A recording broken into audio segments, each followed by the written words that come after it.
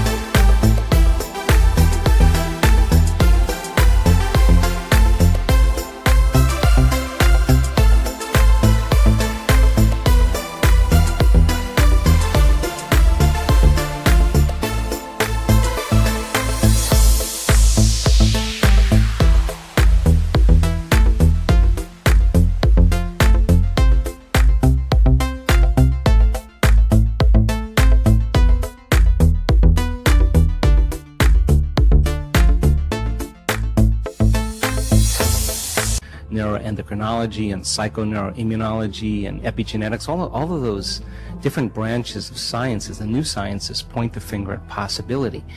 And in this particular work, I think that the more you understand what you're doing and why you're doing it, the how gets easier, because you can assign meaning to what you do.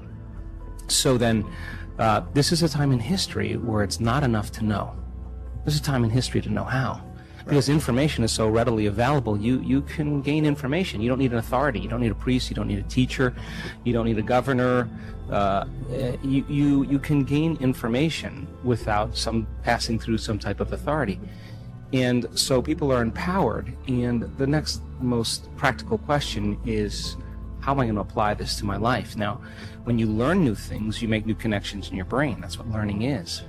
But if you can't remember what you learned, then you haven't made any new connections that are sustainable or maintainable.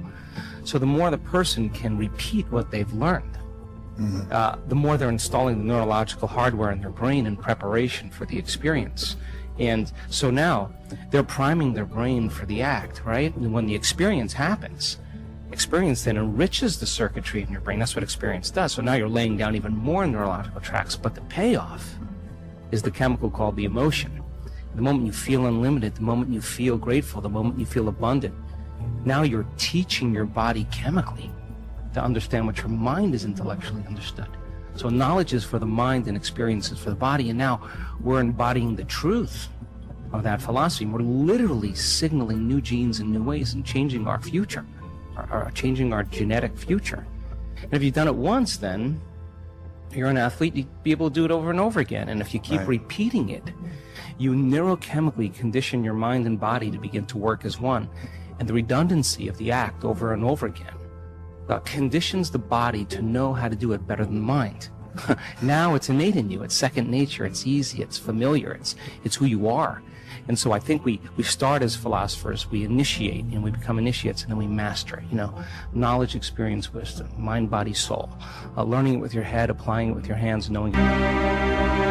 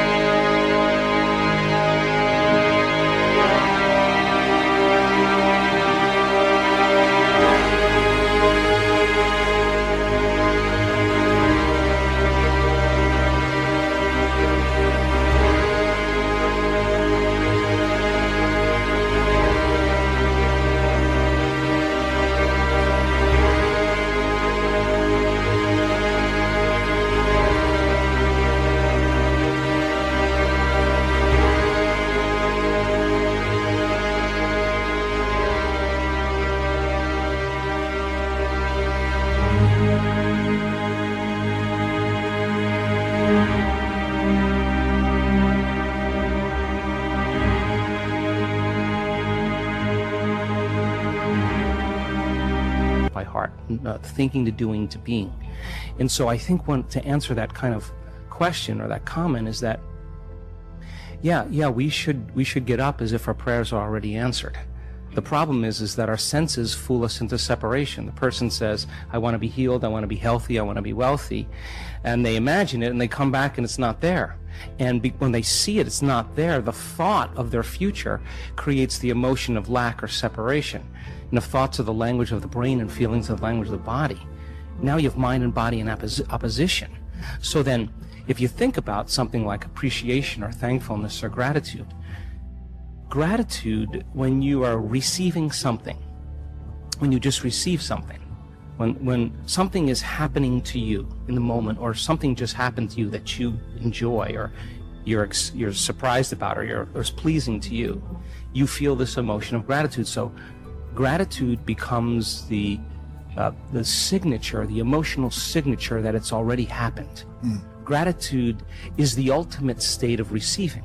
So now when the person combines a clear intention of their future, and they open their heart and they feel the emotion of that future, their body is subjective. It's the unconscious mind. It doesn't know the difference between the actual experience in their life that's creating the emotion and the emotion that they're fabricating by thought alone. In that moment, their body is believing it's in that future, in the present moment. And the stronger the emotion they feel, the more altered they feel inside of them, the more they pay attention to the picture in their mind. And we could say then that they're beginning to remember their future. And biologically, it's the same as remembering your past. So if you keep practicing opening your heart and you keep combining it with a clear intention, then the thought and the feeling changes your state of being, which means then if you keep doing that over time, you'll feel like your future has already happened. Now, what's the significance of that? If you feel like your future has already happened, you stop looking for it. You're no longer waiting and wondering when it's going to happen or how it's going to happen. You feel like it's already happened. So now you take your foot off the gas, and you're no longer trying to predict or control or expect how it's going to happen. You're connected emotionally to your future. Well, the antithesis is also true. The stronger the emotion you feel for some betrayal, some shock, some trauma, the more altered you feel inside of you, the more you narrow your focus on the outer environment, and the brain takes a snapshot, and that's called a memory.